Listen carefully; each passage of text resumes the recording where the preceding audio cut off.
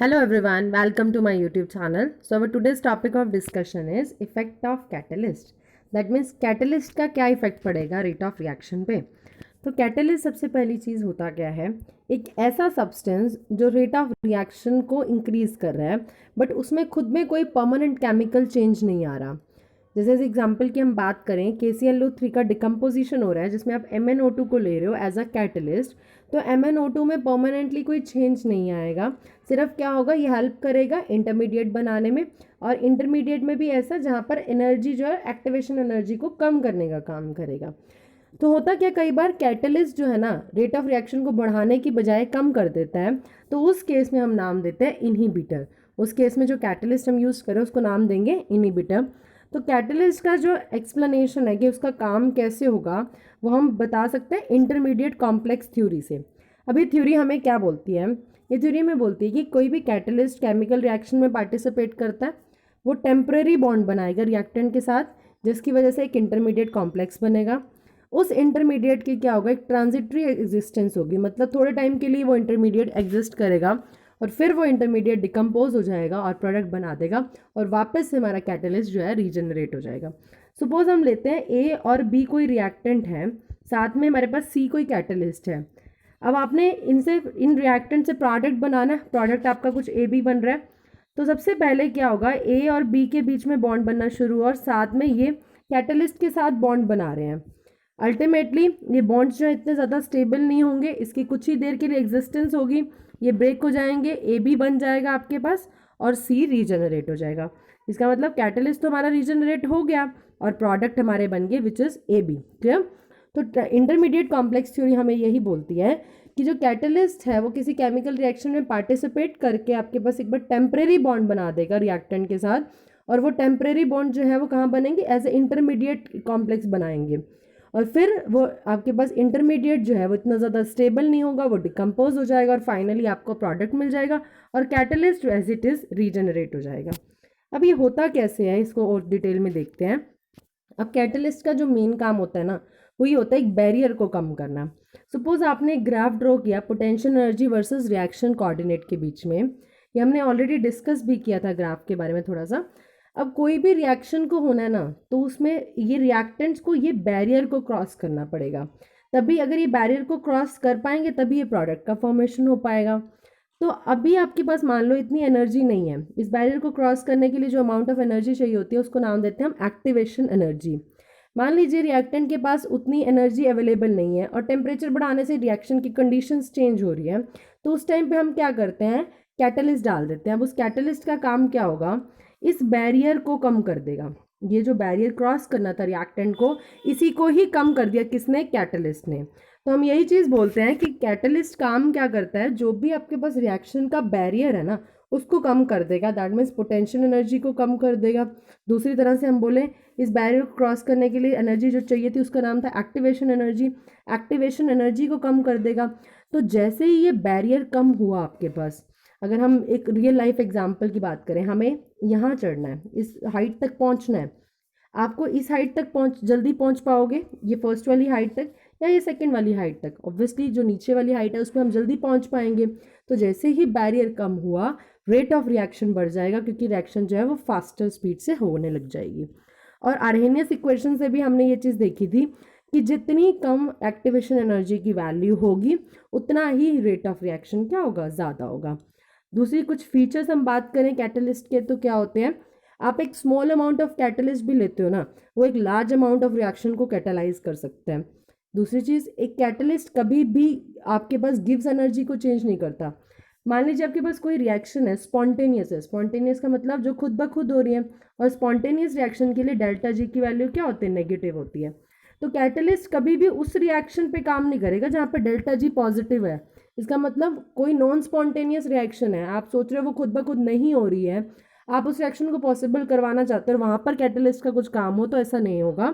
Catalyst जो है वो काम करेगा स्पॉन्टेनियस रिएक्शन पे, ये स्पॉन्टेनियस रिएक्शन जो खुद ब खुद हो रही है उसी को ही कैटलाइज करेगा, बट नॉन स्पॉन्टेनियस रिएक्शन को ये कैटलाइज नहीं करेगा। ये एक इंपॉर्टेंट फीचर था इसका। दूसरी चीज़, एक कैटलिस्ट कोई भी इक्विलिब्रियम कांस्टेंट को चेंज नहीं करेगा। मान लो कोई रिएक्शन है इक्विलिब्रियम पे हो रही है, A+B गिव्स C+D, तो कैटलिस्ट जो है आपके पास ये इक्विलिब्रियम कांस्टेंट को चेंज नहीं करेगा, बट ये क्या इसका काम यहाँ पर इक्विलिब्रियम रिएक्शन में ये होगा कि जैसे ही आपने कैटलिस्ट डाला तो इक्विलिब्रियम फास्टर अप्रोच करेगा। जितना catalyst rate of forward reaction को बढ़ाएगा उतना ही स्पीड से रेट ऑफ बैकवर्ड रिएक्शन को बढ़ाएगा। सो इक्विलिब्रियम जल्दी अटेंड हो जाएगा। ये नहीं है कि इक्विलिब्रियम को डिस्टर्ब कर देगा, वो काम कैटलिस्ट का नहीं है। क्लियर? तो ये कुछ इंपॉर्टेंट फीचर्स थे आपके पास कैटलिस्ट के जो कि इंपॉर्टेंट है examination point of view. So one thing that is success catalyst. अब आपको शायद इसका नाम का मतलब समझ आ गया होगा, मतलब एक ऐसा यूट्यूब चैनल जो आपकी सक्सेस का रेट इंक्रीज़ कर सकता है। ओके चलो करते हैं नेक्स्ट टॉपिक अपना, collision theory of chemical reactions. Chemical reactions में अब हम डिस्कस करने वाले हैं कोलिजन थ्योरी के बारे में।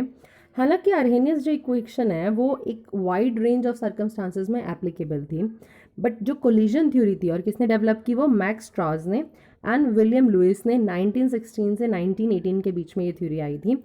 इन्होंने आपको एक ग्रेटर इंसाइट बताया कि रिएक्शंस जो है उसका मैकेनिज्म क्या हो सकता है, उनकी रिएक्टेंट्स की एनर्जी के बारे में एक डिटेल में जो नॉलेज दी थी वो किसने दी थी, कोलिजन थ्योरी ने। सो अब ये किस चीज़ पे बेस्ड थी collision theory? Kinetic theory of gases जो आप क्लास +1 में स्टडी करते हो।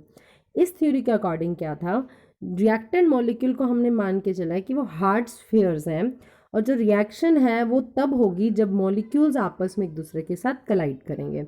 इस थ्योरी के अकॉर्डिंग हमने क्या किया, रिएक्टेंट्स जो है उसको हमने हार्ड स्फीयर मान लिया और बोला रिएक्शन तभी पॉसिबल होगी जब मॉलिक्यूल्स जो है आपस में कोलाइड करेंगे। तो कितने number of collisions per unit volume में पर सेकेंड में हो रहे हैं उसी को ही हमने नाम दिया कोलिजन फ्रीक्वेंसी। मान लीजिए हम ये पर यूनिट वॉल्यूम की बात कर रहे हैं, एक सेकेंड में कितने कोलिजन्स यहाँ पर हो रहे हैं उसी को ही हम नाम दे रहे हैं कोलिजन फ्रीक्वेंसी। तो दूसरा फैक्टर जो रेट ऑफ रिएक्शंस को अफेक्ट करता है, एक तो हो गया कोलिजन फ्रीक्वेंसी हो गया, दूसरा फैक्टर हो गया एक्टिवेशन एनर्जी जिसके बारे में हम ऑलरेडी डिस्कस कर चुके हैं।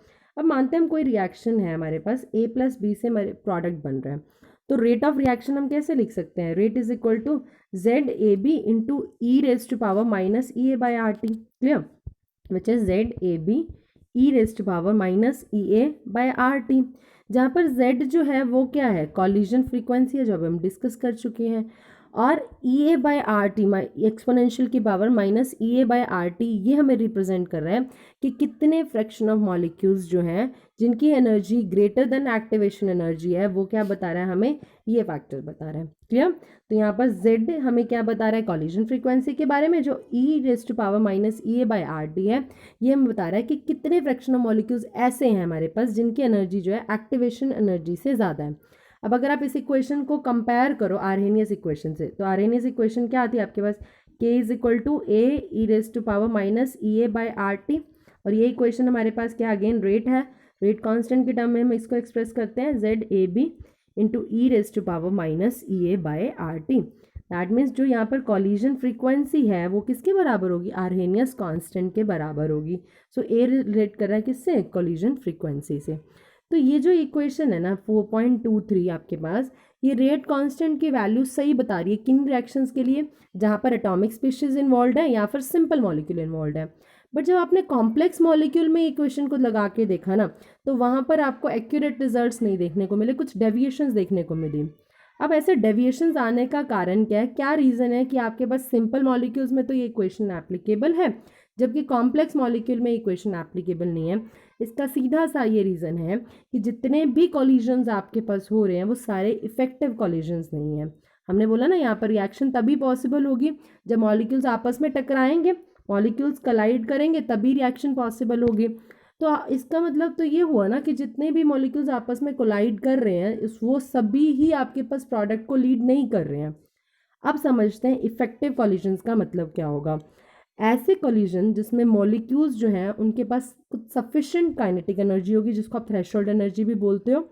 ऐसे कॉलिजन जिसमें जो मॉलिक्यूल्स आपके पास कलाइड कर रहे हैं उनके पास कुछ ना कुछ सफिशिएंट आपके पास काइनेटिक एनर्जी होगी, उन मॉलिक्यूल्स की प्रॉपर ओरिएंटेशन होगी जिसकी वजह से आपके पास बॉन्ड्स की ब्रेकिंग होगी रिएक्टेंट में और न्यू बॉन्ड्स की फॉर्मेशन होगी प्रोडक्ट में, उन्हीं को ही हम नाम देते हैं इफेक्टिव कॉलिजन। दैट मीन्स कि एक कॉलिजन को इफेक्टिव होने के लिए ना दो फैक्टर काम कर रहे हैं। पहला फैक्टर तो ये काम कर रहा है कि उनके पास सफिशिएंट एनर्जी होनी चाहिए, दूसरा फैक्टर ये काम कर रहा है उसकी प्रॉपर ओरिएंटेशन होनी चाहिए। इसको बहुत ही सिंपल एग्जांपल से हम समझते हैं। सपोज करो आपने क्लैपिंग पे करनी है, ताली बजानी है, तो आपकी पहली चीज़ हैंड में एनर्जी होनी चाहिए, तभी वो हैंड दोनों आपके एक दूसरे के आसपास आएंगे। अब दूसरी चीज़ एनर्जी की तो बात हो गई, सेकंड फैक्टर है ओरिएंटेशन। अगर आपने दोनों हाथों को इकट्ठा एक साथ ओरिएंट नहीं किया तो वो साउंड प्रोड्यूस नहीं होगी और ताली नहीं बजेगी। अब मान लीजिए एक तो आप फ्रंट साइड ले रहे हैं और एक हैंड की बैक साइड ले रहे हैं, क्या कैपिंग पॉसिबल है? नहीं पॉसिबल। एक का मतलब कि अगर आपको एक ताली बजानी है तो दो चीज़ें काम कर रही होंगी, एक तो हैंड में प्रॉपर एनर्जी होनी चाहिए, दूसरी चीज़ आपके पास प्रॉपर ओरिएंटेशन होना चाहिए। तो यही काम तो यहाँ पर रिएक्शंस में हो रहा है। दैट मीन्स कोई भी रिएक्शन हो जहाँ पर रिएक्टेंट रिएक्ट कर रहे हैं और प्रोडक्ट का फॉर्मेशन कर रहे हैं, उस रिएक्शन में कॉलिजन्स जो है वो इफेक्टिव होने चाहिए। और इफेक्टिव कॉलिजन्स के लिए क्या कंडीशंस हैं? प्रॉपर एनर्जी होनी चाहिए, सफिशिएंट एनर्जी होनी चाहिए, और प्रॉपर ही आपके पास क्या होना चाहिए? ओरिएंटेशन। तो वही कॉलिजन क्या होंगे? इफेक्टिव कॉलिजन्स बनाएंगे। अब बात करते हैं इसको एग्जाम्पल से। सो ओरिएंटेशन का भी इफेक्ट देखते हैं। जिस साइड आपके पास बी आर अटैच्ड है, अगर उसी साइड से हाइड्रोक्सिल आयन अटैक करता है तो देखिए OH पे भी नेगेटिव चार्ज है, Br पे भी नेगेटिव चार्ज है, और हमें पता है same charge always repel each other.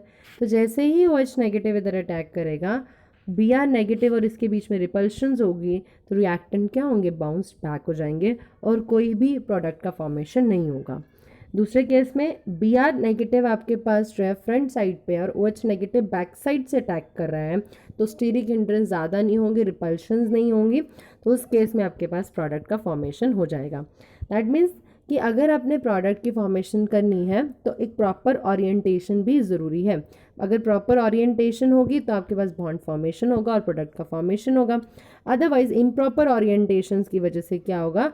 Reactants जो है वो बाउंस बैक कर जाएंगे और कोई भी प्रोडक्ट नहीं बनेगा। अब इफेक्टिव कॉलिजन्स को बताने के लिए एक और फैक्टर इंट्रोड्यूस किया गया which is known as P।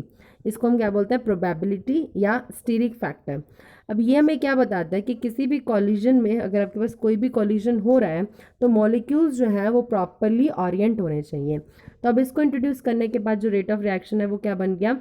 P/Z ×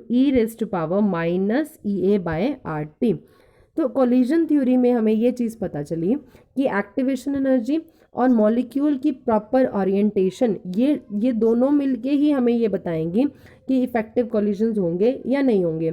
अगर किसी भी मॉलिक्यूल की मान लीजिए ओरिएंटेशन तो प्रॉपर है बट एनर्जी नहीं है तो इफेक्टिव कोलिजन नहीं होगा। दूसरी तरफ अगर एक मॉलिक्यूल के पास प्रॉपर एनर्जी ओरिएंटेशन तो है, एनर्जी नहीं है, कुछ भी ऐसा नहीं है दोनों में से एक चीज़, तो उस केस में आपके पास इफेक्टिव कोलिजन नहीं होगा और प्रोडक्ट का फॉर्मेशन नहीं होगा। अब कोलिजन थ्योरी के भी कुछ ना कुछ तो ड्रॉबैक निकल के आए हैं। वो ड्रॉबैक क्या है? सबसे पहला ड्रॉबैक ये है कि उसने एटम या मॉलिक्यूल्स को जो ना हार्ड स्फीयर के बारे में बताया कि ये क्या है? हार्ड स्फीयर है, और इनकी कोई भी स्ट्रक्चरल एस्पेक्ट जो है उसके बारे में नहीं बताया। दैट मीन्स इसने मॉलिक्यूल्स को हार्ड स्फीयर मान के काम किया है और उनके स्ट्रक्चरल एस्पेक्ट को बिल्कुल ही भूल गए हैं, और इसका जो डिटेल आता है वो हायर क्लासेस में आता है। तो आपने अभी तक सिर्फ इसकी ये लिमिटेशन याद रखनी है। तो होपफुली आपको ये लेक्चर समझ आया होगा। With this your topic is completed chemical kinetics. Next we will start surface chemistry. अगर आपको इस टॉपिक से रिलेटेड या इस पूरे चैप्टर से रिलेटेड कोई भी डाउट है, do right in the comment section. If you like this video, click on the like button. If you find this video useful, then click on the subscribe button and share with your friends. Thank you so much for watching.